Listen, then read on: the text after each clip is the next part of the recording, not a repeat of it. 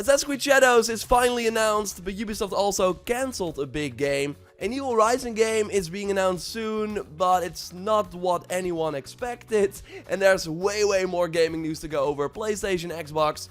Thanks for joining. Let's go. Many companies had their earnings call this week with tons of interesting details, like Take-Two. They for one confirmed that GTA 6 is coming in the fall of 2025, so that is between Monday, September 22nd and Sunday, December 21st. Although good to keep in mind is that Rockstar games of course always get delayed, so this could totally be pushed to 2026. Take-Two also basically confirmed that they will not have any games from their major franchises, excluding of course NBA, out before April 2025. If you namely look at their financials, financial year 24 they made 5.33 billion, and in 25 they expect 5.55 or 5.65 billion. So only a slight increase. Now I could still see Judas maybe in this window or something else that they don't expect a lot from, but it won't be a big game. Although, and this is very interesting, because they will reveal the next iteration in one of 2K's biggest and most beloved franchises at Summer Game Fest on Friday, June 7th. And there are really three options for this. Mafia 4, even though we learned in 2022 that was still a few years away, they could already announce it, as we did see rumors about an incoming Mafia reveal. Borderlands 4 is possible, as Gearbox is trying to get it across the finish line according to a recent report, and Take-Two of course now owns the studio and even said during the investor call that they plan to double down on Borderlands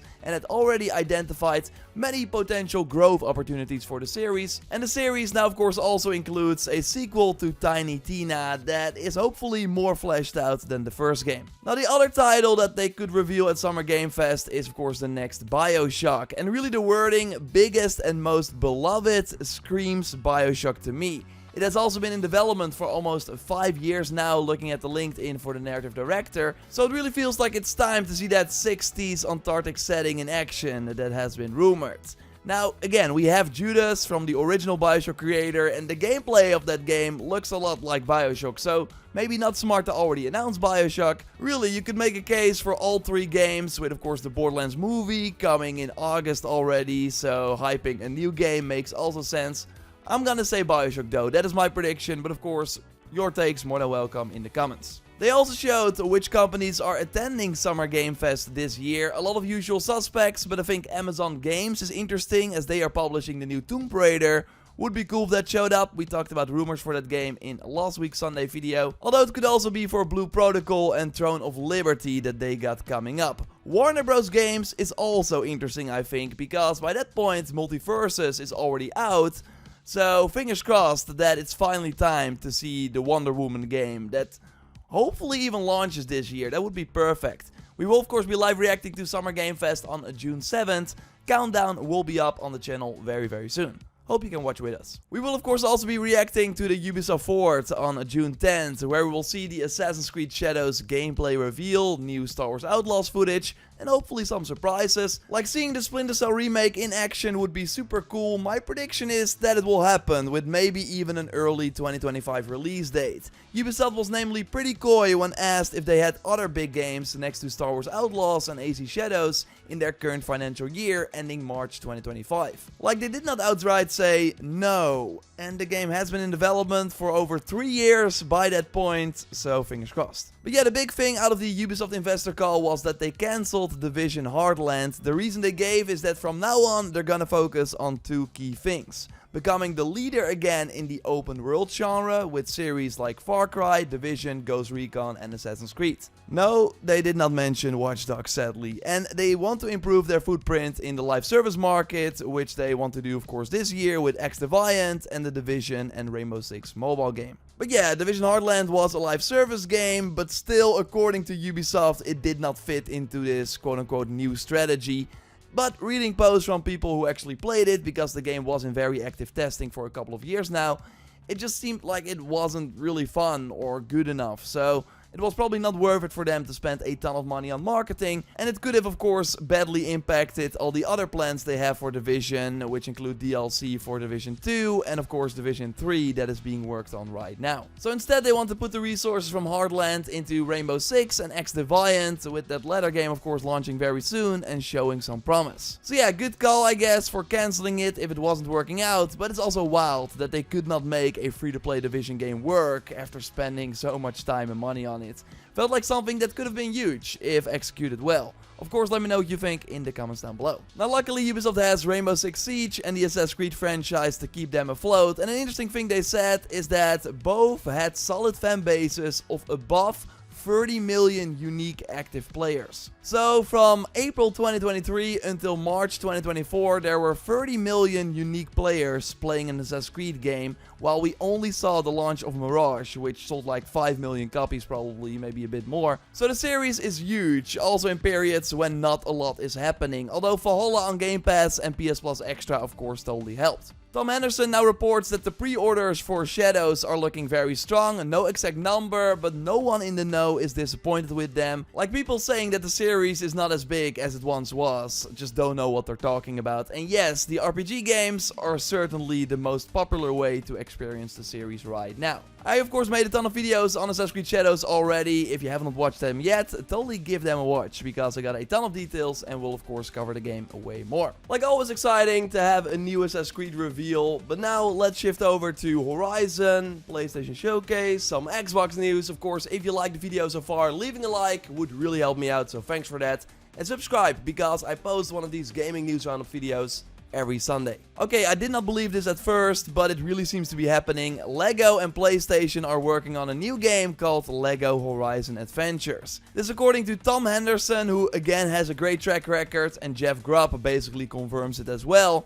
So it's happening, and sources to Tom Henderson describe it as Horizon Forbidden West, but LEGO, and it should have realistic graphics, whatever that means. This was really not on my 2024 bingo card, but you know what? If it looks cool, it might actually be the first LEGO game that I give a proper shot. Like, LEGO is not really my thing. I did love the Tallneck set they put out, but of course anything Horizon has my curiosity. You would think that we play Aloy right and maybe other familiar characters to then take on machines made out of LEGO blocks. Like removing the components from machines that are basically LEGO blocks as well could of course work really well. Maybe there's even co-op. Worst case, when the game doesn't look great, we will likely still get new LEGO sets that I totally would want. So really curious to hear your take of course on this. And yes, this would then mean next to the Zero Dawn remaster for PS5, the multiplayer game Guerrilla is working on themselves, an MMO that is seemingly in the works, probably for mobile at NCSoft, and the third single-player game is of course also coming. Like, that's a lot. I'm not sure if the world can support that much Horizon, but we will find out.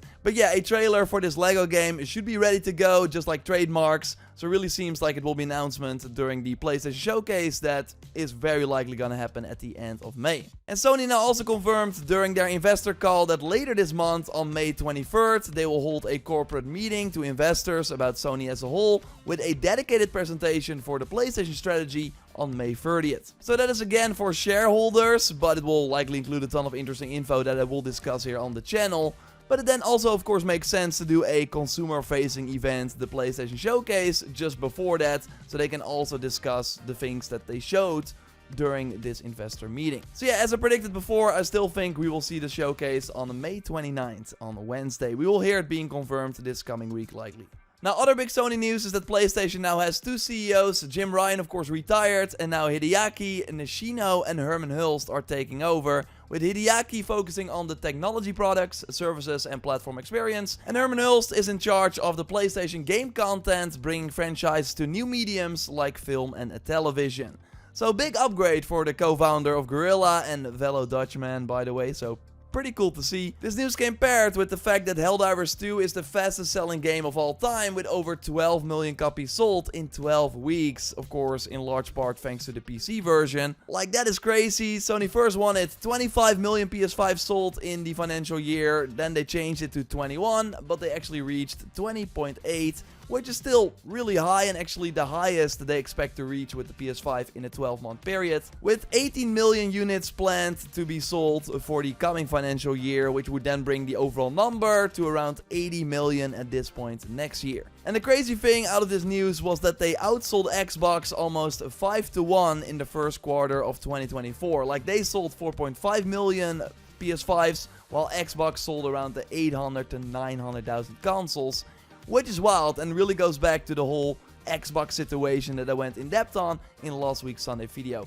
A link to that one, by the way, if you haven't watched it yet. It's still worth checking out, even though the news is of course from last week. We had a report again this week that more Xbox games are coming to PS5 as a mandate from the Microsoft CEO, and we also learned that the new Call of Duty Black Ops 6 is indeed coming to Game Pass day 1 thanks to a new report. Like, as we also discussed, Game Pass is not growing a lot for 2 years now, so it will be very interesting to see what happens when they bring Call of Duty to the service. It's a pretty huge gamble, as it will of course impact the full game sales, but I'm also sure that more people will subscribe to Game Pass of course and maybe try the game that otherwise would have skipped it. Now, there are rumors though that Game Pass will get a price hike in the coming months. Of course, curious to hear your take in the comments down below. We should see Black Ops 6 on June 9th during a special event after the big Xbox showcase. I, by the way, expect them to not do any people on stage this time. Feels kind of weird to have Phil talk about the amazing future for Xbox after they just shut down for beloved Bethesda Studios, and they will likely close more of their teams in the coming months. So I think they will just do like a back-to-back trailer show for an hour and a half. We will see soon enough. And real quick, they by the way announced a new studio this week in Poland called Elsewhere Entertainment to build a new AAA IP with developers who worked on The Last of Us, Witcher, Cyberpunk and Uncharted. It should be a narrative-based game. Always cool to hear new AAA studios, so let's hope that they make something cool. It's already a big one, but I got a few more quick shots that are also worth noting. Square Enix is changing. They will focus on multi-platform and AAA games moving forward after Final Fantasy 16. Final Fantasy 7 Rebirth and Foam Stars all failed to meet their sales expectations. And I've been saying this for many weeks now, which is sad because the two Final Fantasy games are totally in the top 10 favorite games that I played in the last few years. They're really amazing. But yeah, overall good news that more people now get to play them, and all the future Square Enix titles. Their shares did drop big time though, 16%, which is also understandable because if your biggest franchise does not deliver, then what do you have left? Like, I also failed to see how Dragon Quest XII and Kingdom Hearts 4 will reach big new audiences, so they really got to think of something new and interesting that appeals to more people. Of course, the MMO gets an expansion soon, so that will help them a lot. Now let's go to South Korea, because it seems that the open world RPG Crimson Desert is almost finished and might even release in Q1 2025, with a big blowout once again planned at Gamescom this year. That's of course also where we saw the really cool trailer that I'm showing you here. I will hopefully be at Gamescom this year, so it would be cool to check it out. And remember, Dokefi, the other game from Pearl Abyss, also revealed at Gamescom but in 2021. Well, that is seemingly launching 1 year after Crimson Desert. Of course, things can change, but we'll totally keep you posted, because especially Crimson Desert could be really cool if it plays as well as the trailer looks. This coming week, Hellblade 2 will release. Reviews will drop on the day of release, but I would not really read too much into that. I really hope it's a win for the studio and is better than expected, like a must-play game. I have it as well, thanks to Xbox for the early code, but I'm not sure if I will play it, as I got some other things that I want to play, and I could not really get into the first one. But if I hear great things about it, I will totally boot it up. But mostly just fascinated to see how this does. There are rumors about something Wukong related, so hopefully we get like a new trailer. It has been very quiet while the game is coming out in August, at least. For as far as we know, maybe they will delay it. The PlayStation Showcase will very likely be announced this week. Again, Sony will do an investor meeting presentation about Sony as a whole. Will probably be some PlayStation news in there as well, so I will talk about that. And I want to do a predictions video for the PlayStation Showcase, so look forward to that. We will have more Assassin's Creed Shadows videos, of course, going over more gameplay details, and a big gaming news roundup video that I'm sure will be very interesting, looking at the stuff that's happening at the end of the week. So subscribe to not miss it, a like would really help me out, and check out that last week's news roundup video with the Xbox deep dive if you haven't already, by clicking on the screen. I will speak to you very soon. Thanks for watching. Goodbye.